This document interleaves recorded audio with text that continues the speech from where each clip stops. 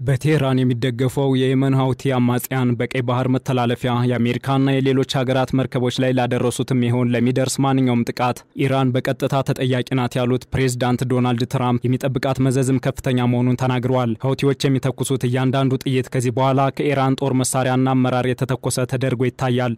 እናም ኢራን ተጠያቂ ብቻ ሳትሆን ውጤቱም የከፋ ይሆናል ሲሉ ነው ትራምፕ ትሩዝ ሶሻል በተሰኘው የማህበራዊ ትስስር ገጻቸው ላይ ያሰፈሩት። ይህ ከወትሮ በተለየ መልኩ ኢራን ላይ ዛቻና ማስፈራሪያ የታከለበት የትራምፕ አስተያየት ቀድሞውኑ በኒውክሌር ማበልጸግ ምክንያት ውዝግብ ውስጥ የቆዩትን ሀገራት ግንኙነት የበለጠ አሻክሮታል። የኢራኑ አምባሳደር አሚር ሰኢድ ኢራቫኒ በበኩላቸው አሜሪካ በኢራን ላይ መሰረተ ቢስ ክስ ሰንዝራለች ሲሉ አጣጥለውታል። ይህንና ተያያዥ ጉዳዮችን በዓለም አቀፍ ትንታኔያችን እንመለከተዋለን። አበረ ስሜነ ነኝ።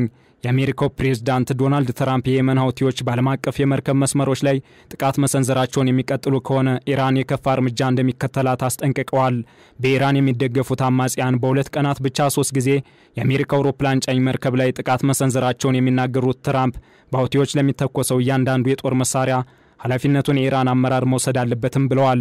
በተለይም አሜሪካ በየመን ከባድ የአየር ድብደባ ከፈጸመች በኋላ የሀውቲ አማጽያን የአሜሪካ አየር ኃይል ንብረት የሆነውንና በቀይ ባህር ላይ የሚገኘውን አውሮፕላን ጫኝ መርከብ ላይ ጥቃት ሰንዝረዋል። ይህንኑ ተከትሎ ፔንታጎን ትራምፕ ወደ ስልጣን ከመጡ በኋላ በመካከለኛው ምስራቅ የተደረገ ትልቁ የአየር ጥቃት ሲል በጠራው ያጸፋ ምላሽ ካለፈው ቅዳሜ ጀምሮ በየመን 30 ኢላማዎችን መደብደቡን ገልጿል።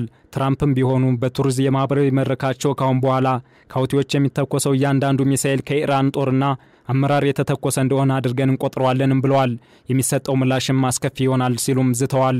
ምንም እንኳን ኢራን የማትቀበለው ጉዳይ ቢሆንም አሜሪካ ኢራንን ለቡድኑ የገንዘብ የጦር መሳሪያና የመረጃ ድጋፍ ታደርጋለች በሚል ይከሳሉ። የኢራን የተባበሩት መንግስታት ድርጅት ልዑክ ለተባበሩት መንግስታት ድርጅት የጸጥታው ምክር ቤት በጻፉት ደብዳቤ አገራቸው በቀጠናው ውስጥ መረጋጋት እንዳይኖር ምንም አይነት ድርጊት እንደሌላት ይታወቅልንም ብለዋል። አምባሳደር አሚር ሰኢድ በበኩላቸው አሜሪካ በኢራን ላይ መሰረት የሌለው ክስ ሰንዝራለች ሲሉም ትራምፕ የሚያቀርቡትን ክስ አጣጥለዋል።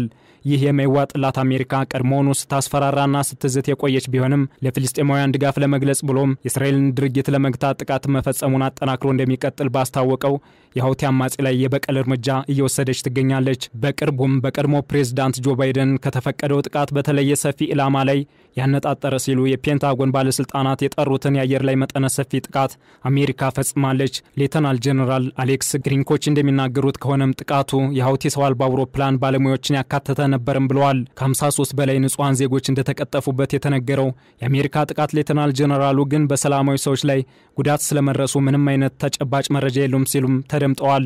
ያም ቢሆን ግን አንዳንድ ቁልፍ የሀውቲ ሰዎችን ገድያለሁ ለምትለው አሜሪካ ቡድኑ በጉዳዩ ላይ ምንም አይነት ማረጋገጫ አልሰጠም። የፔንታጎን ቃል አቀባይ ሴን ፓርኔል የአሜሪካ ጥቃት የሀውቲ አማጽያን ጥቃት የመፈጸም አቅማቸውን ለመቀነስና በቀጠናው የመርከቦችን እንቅስቃሴ ክፍት ለማድረግ እንዲሁም ሀገራችንን ለመጠበቅ የሚደረግ እንጂ በሀገሪቱ የስርዓት ለውጥ ለማምጣት ታስቦ የተደረገ አይደለምም ብለዋል። የሀውቲ አማጽያን በአሜሪካ መርከብ ላይ ያነጣጠረ ሚሳኤል መተኮሳቸውን ያረጋገጡት ቃል አቀባዩ ከኢላማው 160 ኪሎ ሜትር ርቀት ላይ ማክሸፋቸውን በመግለጽ ጥቃት አለመፈጸሙን አስተባብለዋል። በተለይም ቡድኑ እስራኤል በጋዛ ሰብአዊ እርዳታ እንዳይገባ መከልከሏን ተከትሎ እርዳታ የማይቀበል ከሆነ የአሜሪካ እስራኤልና እንግሊዝ መርከቦችን ያነጣጠረ ጥቃት መሰንዘሩን እንደሚቀጥልም ሲያስጠነቅቅ ቆይቷል። የሰናንና የየመንን ሰሜናዊ ምዕራብ ክፍል የሚቆጣጠረው የሀውቲ አማጺ ቡድን እንደ ጠላት የሚቆጥራት እስራኤል በፊልስጤማውያን ላይ የምታደርሰውን ጥቃት እንድታቆም በሚል በመርከቦች ላይ ያነጣጠረ ጥቃት ሲፈጽም ቆይቷል። አሁንም ቢሆን ቡድኑ እስራኤል በጋዛ ላይ የጣለችውን የሰብአዊ እርዳታ እገዳ የማታነሳ ከሆነ በቀይ ባህር ላይ በሚጓዙ መርከቦች ላይ ያነጣጠረ የሚሳኤል ጥቃት መፈጸሙን እንደሚቀጥልም ገልጿል። በተለይም ሀውቲዎች በቀይ ባህርና በኤደን ባህረ ሰላጤ ላይ የሚያደርሱትን ጥቃት በጋዛ የተኩስ አቁም ስምምነት ከተደረሰበት ከጥር ወር ጀምሮ ከድርጊታቸው ተቆጥበው ቢቆዩም ዳግም አገርሽቶባቸዋል። ይህ ደግሞ ለአሜሪካና ኢራን መካሰስ መንስኤ በመሆን አሜሪካ ዛቻ እያሰማች ሲሆን ኢራን ደግሞ መሰረተ ቢስ ስትል ማጣጣሏን ተያይዘዋለች። ዳግም ወደ ነጩ ቤተ መንግስት የተመለሱት አዛውንቱ ፕሬዝዳንት ትራምፕ ከኢራን ጋር አዲስ የኒውክሌር ስምምነት ለማድረግ ጥሪ ማቅረባቸውን ተከትሎ አዎንታዊ ግንኙነት ሊኖራቸው ነው ተብሎ እየተጠበቀ ባለበት ሁኔታ ለሀውቲ ጥቃት አሜሪካ ኢራንን ተጠያቂ ማድረጓ ግንኙነታቸው የበለጠ እንዲሻክርም አድርጓል። በቅርቡ ኢራን ከአሜሪካ ጋር በኒውክሌር መርሃ ግብሯ ላይ የመደራደር ሐሳብ ከትራምፕ ቢቀርብላትም የኢራን ጠቅላይ ሚኒስትር አያቶላ አያቶላ አሊ ሐማይኒ ውድቅ አድርገዋል። ይህም በትራምፕ እንደምቢተኛ የምትቆጠረው ኢራን የኒውክሌር ጦር መሳሪያ እንዳታገኝ የተለያዩ ጫናዎችም ደርሰውባታል። ትራምፕ እንደ አውሮፓውያን አቆጣጠር በ2015 የተደረሰውን የኢራን የኒውክሌር ስምምነት በመጀመሪያ የስልጣን ዘመናቸው መጣሳቸውን በመጥቀስ እንደራደር የሚለውን ሐሳብ እንደማትቀበል ይበልጡንም ማጠናከራ እንደምትቀጥልበት ደጋግማም ተናግራለች።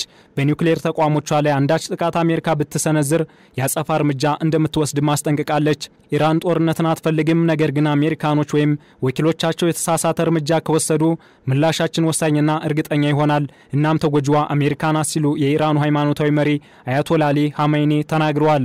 በኢራን ሁሉም የመንግስት ጉዳዮች ላይ የመጨረሻ ውሳኔ አሳላፊ የሆኑት አያቶላ ኢራን የኒውክሌር ጦር መሳሪያ ባለቤት ለመሆን ፍላጎት እንደሌላት ደጋግመውም ተናግረዋል። ምንም እንኳን እርሳቸው ይህን ቢሉም የማትቀበለው አሜሪካ በተደጋጋሚ ከመወትወት ባለፈ ዛቻና ማስፈራሪያ ሳይቀር እያሰማችም ትገኛለች። ሀገሪቱ ከ6 ዓመታት በፊት ከ6 የዓለም ሀያላን ሀገራት ከቻይና፣ ፈረንሳይ፣ ጀርመን፣ ሩሲያ፣ እንግሊዝና አሜሪካ ጋር የኒውክሌር እንቅስቃሴዋን ለመገደብና በዓለም አቀፍ የአቶሚክ ኢነርጂ ኤጀንሲ ቁጥጥር ስር እንድትሆን ታሪካዊ ስምምነት ላይም ደርሳ ነበር። ሆኖም ትራምፕ በ2018 አሜሪካን ከስምምነቱ አውጥተው የኢኮኖሚ ማዕቀቡን ወደ ነበረበት እንዲመለስም አድርገዋል። ኢራን በበኩሏ የስምምነቱ ውል በመጣስ የኒውክሌር ጦር መሳሪያን ለመገንባት የሚያገለግለውን ዩራኒየም በማበልጸግ ምላሽ ሰጥታለች። አሜሪካም ሆነ እስራኤል ይህንን የኒውክሌር ጦር መሳሪያ መታጠቋን በፍጹም እንደማይፈቅዱ ማስጠንቀቂያ ቢሰጡም ኢራን የምትቀበለው ጉዳይ ሆኖ አልተገኘም። ይህ ደግሞ አሜሪካ በእጅጉ የሚያስቆጣ ከመሆኑም ባለፈ በወዳጇ እስራኤል አስፈላጊ ከሆነ የኢራንን የኒውክሌር ጣቢያዎች እንደምትመታም ዝታለች። ያልተቋጨው የሀገራቱ ጉዳይ በቅርቡ ደግሞ በኢራን የሚደገፉት የሁቲ አማጽያን ጥቃት ተከትሎ ሀገራቱ ከመካሰስ አልፎ ማስፈራሪያና ዛቻ የታከለበት ማስጠንቀቂያ እስከ መስጠት ደርሶ ውጥረቱን አፋፍሞትም ይገኛል። በቀጣይስ የአሜሪካና የኢራን ጉዳይ እጣ ፋንታ ምን ሊሆን ይችላል የሚለው የበርካቶችን ትኩረት ስበዋል። ይህንን ዓለም አቀፍ ትንታኔ ስናዘጋጅ ቢቢሲ፣ ዋሽንግተን ፖስት እና አሶሺየትድ ፕሬስን በዋቢነት ተጠቅመናል።